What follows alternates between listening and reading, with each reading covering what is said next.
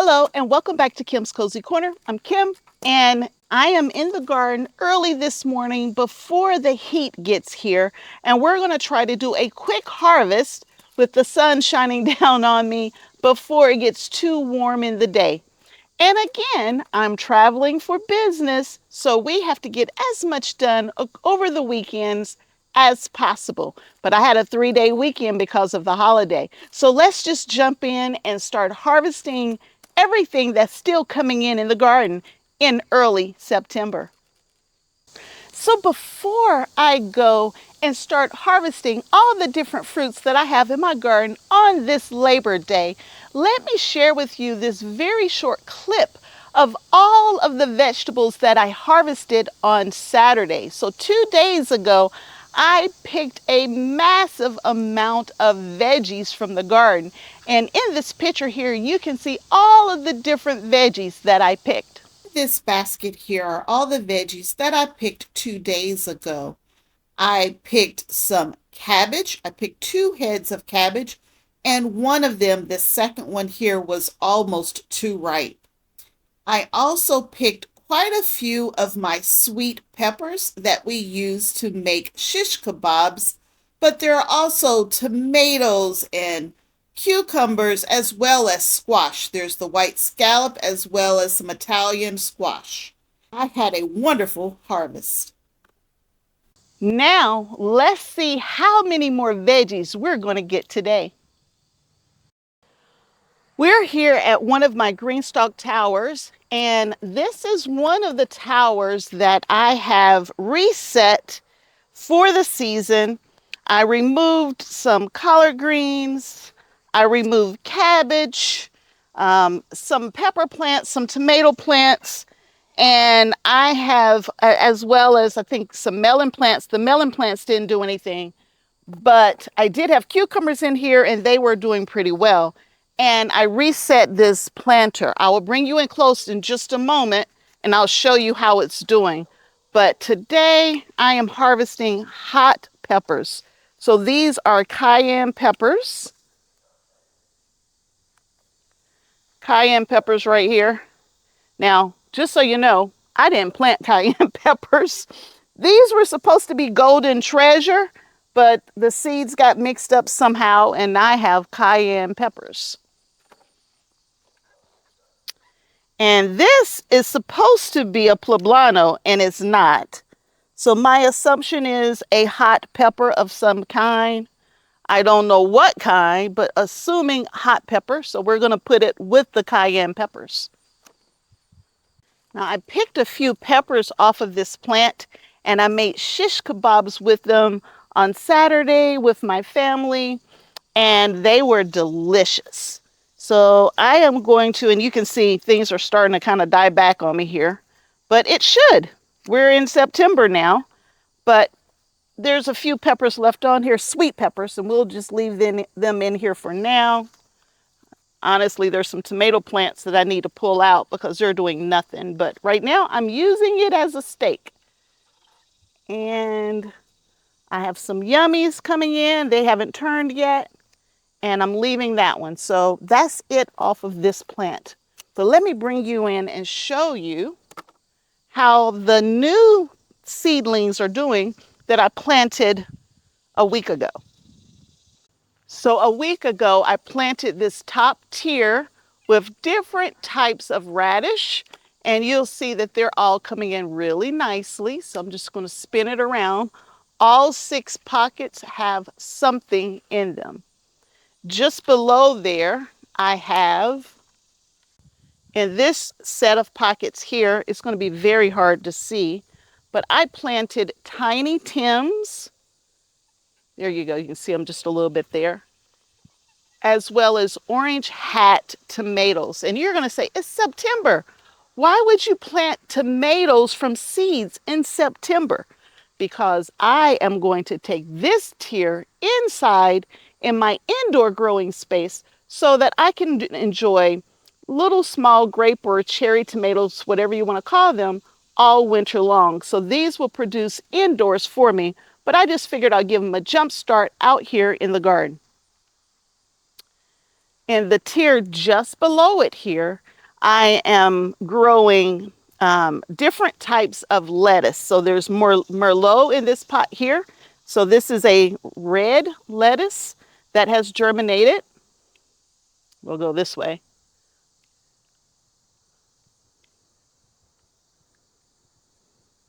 Okay, get it where you can see it. Right here is some butter crunch, and that was a transplant of butter crunch, as are these here, and this one here as well. So I did transplants of the butter crunch. There's too much shade, if you can see that there, in all of the other pockets. And then all the way at the very, very bottom, I planted, or should I say transplanted, some coleus, I think is how you pronounce that particular flower.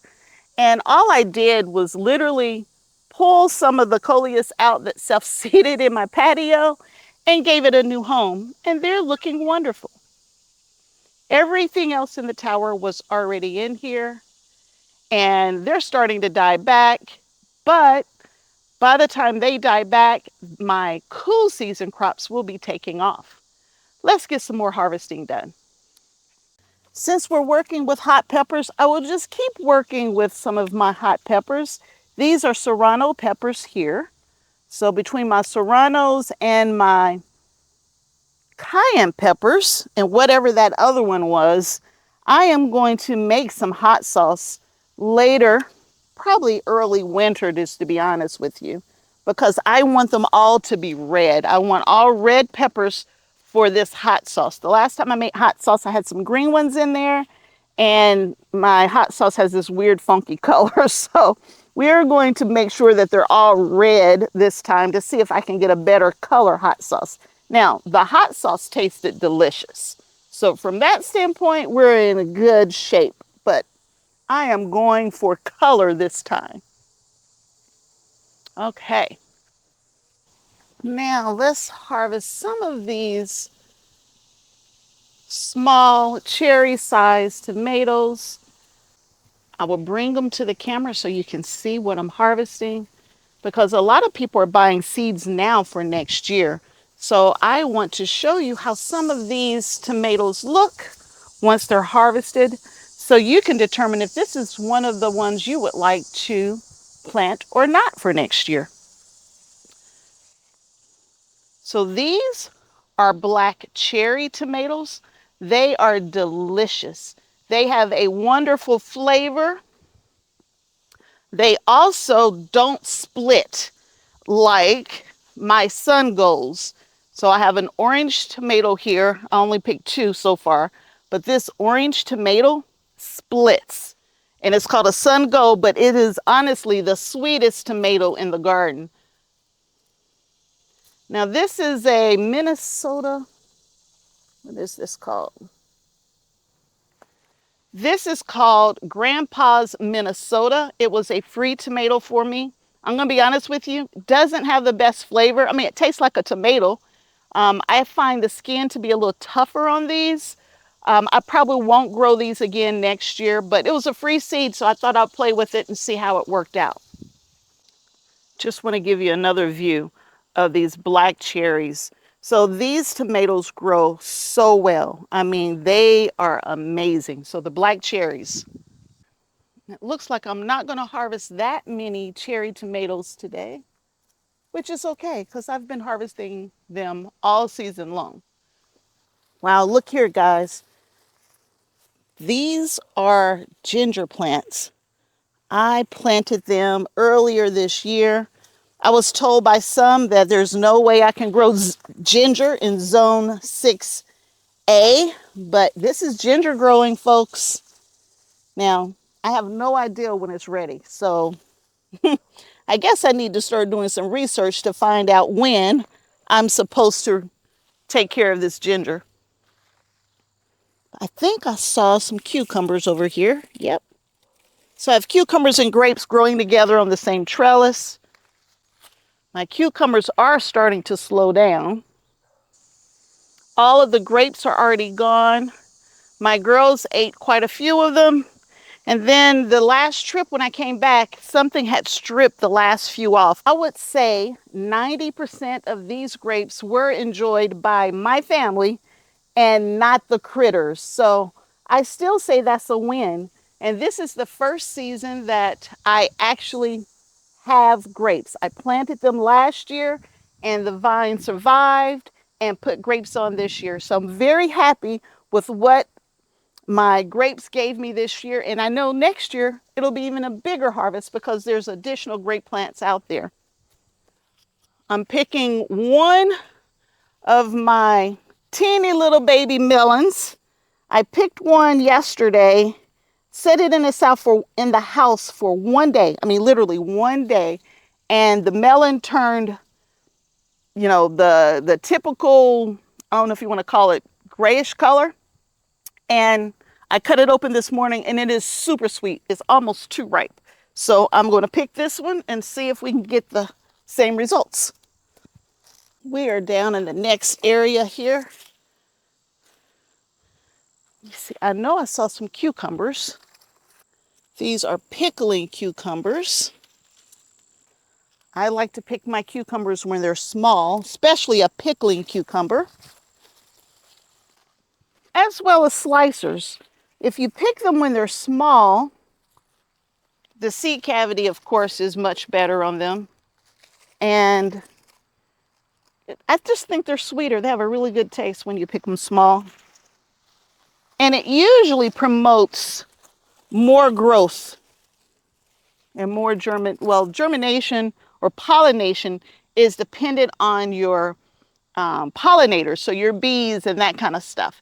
So that's why you see so many flowers near and around all of my vegetables that need to be pollinated, because the bees will go from the flowers to the flowers of the vegetables and give you a better germination. So even if you want a vegetable garden, and I'm gonna be honest with you, I didn't do this very well early on, but once I started planting flowers in my garden, the pollination improved, I mean, tenfold, honestly. And now I have cucumbers, running out of my ears here because I have so many. But flowers need to be in your garden so that you can help with pollination. And to be honest with you, since I started planting flowers in my garden, I have had a better balance of the good insects versus the bad insects. So I haven't had to worry too much about spraying of any kind. It's helping me keep my garden more organic and without all of the chemicals and pesticides. And I don't have to try to figure out an organic way to take care of pests. So I think the balance with the flowers and ladybugs have made a big difference in my garden. I have so many tomatillos, and I need to manage the ones that I've already picked. They're all over the ground. So just a little tip. If you're planting tomatillos, you must have at a minimum 2 plants in order to get germination, but you don't need 8. And I have a lot of tomatillo plants in here. I had extra, so I just planted them so that we would have them. So now I have more tomatillos than I know what to do with. I can't give them away fast enough. So just keep that in mind when you're planting your tomatillo plants. You don't need 8 for a family of 6. You don't need that many. I was hoping I had more of these to show you, but unfortunately I don't. So down here, these are my leeks. Some of them are getting a pretty nice size and some of them are itty bitty, but I have leeks growing. I'm gonna let them just keep growing. But I was hoping I had more of these to show you, but I only have one ripe one in today's picking. But this is a black strawberry. Isn't it gorgeous? Black strawberry. It's actually beautiful and it tastes really, really good. Now, I only planted one black strawberry plant this year. So I've been getting them, but I wish I had a couple of those. to give me even more. But black strawberry, there's only one. Let's see what else we got here. Nothing that needs to be picked today in this space. So I have a few paste tomatoes here. I don't know if you can see those or not. Paste tomatoes. Now my paste tomatoes did okay this year, but they didn't do as well as my beefsteaks. We'll get over there to those in just a moment. They were being blocked by, 4-foot broccolis early on. But they're still producing. Don't get me wrong, they are producing. So there are some paste tomatoes. Let me tell you what I got growing here. So this is Italian. This is an Italian heirloom right here. These are ox hearts. They're small, but they're ox hearts. And I have 3 of those. They're all ox hearts. So 3 ox hearts. What color? Pink. These are pink ox hearts. And this is an Italian heirloom. All right, what is this here? This is a watermelon. These should be big beefsteak tomatoes. They're not, but they're pretty. They're well formed. They're small, but they're called watermelon. And I haven't gotten a big watermelon yet.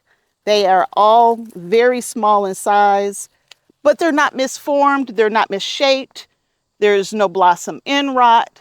They're beautiful tomatoes, but they're just smaller. And I thought this was a beefsteak tomato.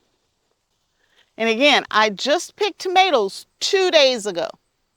Today is Monday. I picked tomatoes Saturday, and I had a huge basket of tomatoes. Cherokee purple.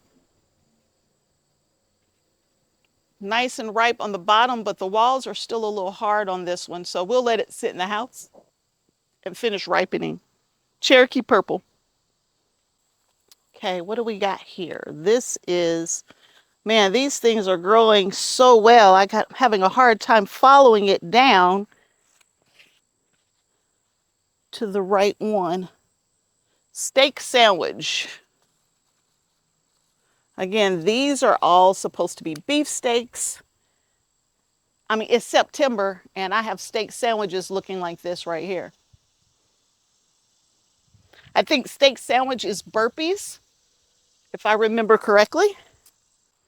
Now, there's some that's just barely starting to blush. I'm going to leave them, and we will talk about them in another video, but I definitely want you to know the different types of tomatoes. I've been picking tomatoes, but I haven't been telling you what I'm picking. So you'll see it and you won't even know what you want to buy if I don't tell you what it is. So I'm going to do a better job with that in this video. All right, so I'm over to my cucumbers again. These are mostly pickling cucumbers. And yes, I'm still making pickles. Now these cucumbers I planted in May, and they are just now starting to show some really bad signs of dying back on me. I have picked so many cucumbers off of this trellis here. I have been growing national pickles and my Wisconsin, I think it's Wisconsin SMR, if I'm not mistaken, and national pickling cucumbers, and Boston pickling cucumbers. So those are the 3 types of pickling cucumbers that I have, and that's the only 3 that I've been growing this year, and they've done excellent. Now this is supposed to be a poblano pepper. We know that it's not. I'm not sure what it is. My assumption is some type of red hot pepper. Just looking at the size and the shape, I'm assuming a red hot pepper, but I don't know. It may be a ancho chili, but again, I'm not 100% sure. This is my medium heat pepper patch. And I have poblanos over here. I have what I'm supposed to have over here. I'm supposed to have jalapenos over here. My ancho chili, which I saw a nice size one over here. There it is. Yeah, I think I'm going to let it stay on and get red though. There's a nice size one there. What else do I have over here? Jalapenos, more ancho chilies, more poblanos. My Greek pepper that I never can pronounce. Not a lot to harvest today. Now this plant on the end here is a black beauty. I'm going to be honest with you, it's my favorite tasting tomato, but it's the one I have the hardest time getting to germinate. And oh, something's eating this one. So again, I don't have any to show you other than the fact that they are super dark in color on the shoulders. Here, I'll just show it to you. It's super dark on the shoulders, and then it has a red underside when they're ripe. And this one's ripe, but look at that, blossom end rot. At least that's what I think it is. And I just made a video a week ago basically saying I hadn't seen any blossom end rot. And I said I didn't want to jinx myself. Well, there's blossom end rot right there. But this is my black beauty. I don't know if I can bring you in close enough to really see, but there's probably a half a dozen, if not more, on here because they spread that way.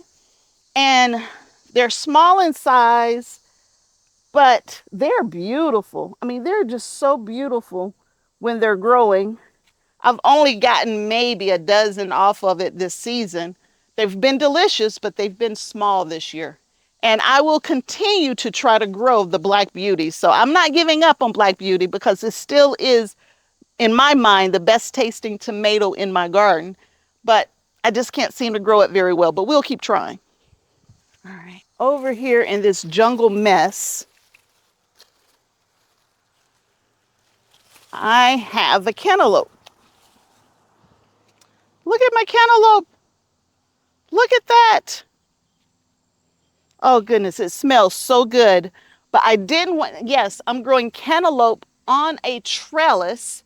And this is the fourth, I believe, cantaloupe that I've gotten off the trellis. And again, when I take them indoors, within a day or two, they are super, super ripe. I mean, the smell just permeates the room. And so I wanted to pick this one just a little earlier, but I can smell it already. So I know we're close. So we will let this sit on the counter for a couple of days, slice into it. And yes, it's small, but I grew it. I grew this and I didn't pay $5 for a cantaloupe at the grocery store. And in some places, cantaloupes are over $6 for an organic cantaloupe. So I am proud of my cantaloupe. I'm going to do this one as well. So if you want to trellis cantaloupe, you need to put something underneath it so that, you know, like a sling, so that it can handle the weight and that it doesn't detach too quickly. And honestly, if a cantaloupe is easy to detach, you know it's ripe. And I'm picking mine probably a week earlier than I should. I'm going to say a week because I don't want it to be too ripe and I have all the cantaloupes coming in at one time. So I have picked 3. And cantaloupes will ripen on the counter. I don't know if anyone has said you can or you can't. I don't know, but I find that they will continue to ripen on the counter. Like a tomato, very similar.